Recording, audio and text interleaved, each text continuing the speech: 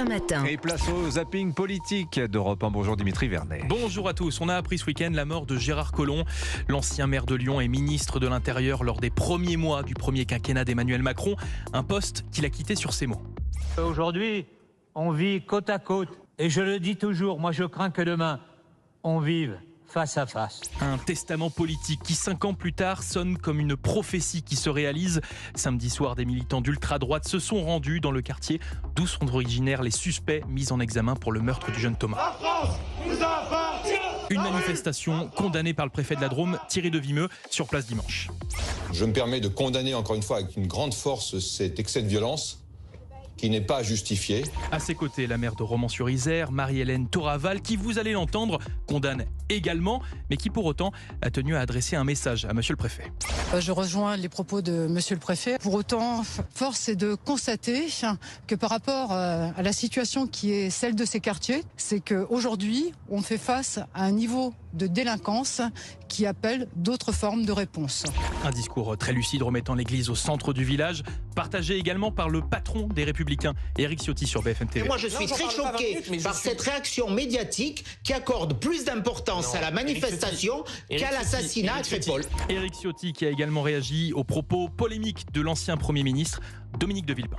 Il me choque très clairement. On voit bien les théories complotistes qu'il y a derrière tout ça et qui nous rappellent des moments sombres. Bon, si vous n'avez pas suivi, Dominique de Villepin était sur Quotidien vendredi. Après un reportage parlant des stars américaines et du Proche-Orient, il a dit ceci. On voit à quel point la domination financière sur les médias et sur le monde de l'art, de la musique, pèse lourd. Parce qu'ils ne peuvent pas dire ce qu'ils pensent, tout simplement parce que les contrats s'arrêtent immédiatement. Des propos très tendancieux, qualifiés d'antisémites par certains. Il s'est donc rendu hier soir sur LCI pour répondre à ces accusations. Tous les chemins mènent à Rome, mais tous les chemins de la critique ne mènent pas à l'antisémitisme. Moi, dans le fond, et toutes ces questions que vous me posez, quel est le but ? Quel est le but derrière vous et derrière ceux qui préparent ce genre de questionnement ? C'est de faire en sorte que je me taise. Voilà donc sa défense. Pas sûr que cela suffise vraiment à éteindre cette polémique. Polémique à laquelle a réagi le coordinateur insoumis Manuel Bompard sur Europe 1 au micro de Sonia Mabrouk. Je suis d'accord avec le fait de dire que le poids des milliardaires dans le traitement de l'information est un problème. Écoutez son argument. On a l'impression que le traitement médiatique de ce conflit, c'est qu'il y a des vies qui ont plus de valeur que d'autres, que de dire qu'il y a des vies qui n'existent pas. Ah bon, au moins on sait qu'ils ne nous écoutent pas sur Europe 1. En revanche, nous, on les écoute, eux les insoumis.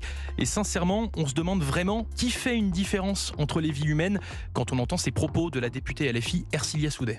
Alors il faut savoir qu'au départ, ce ciné-débat, on l'avait prévu avant le 7 octobre.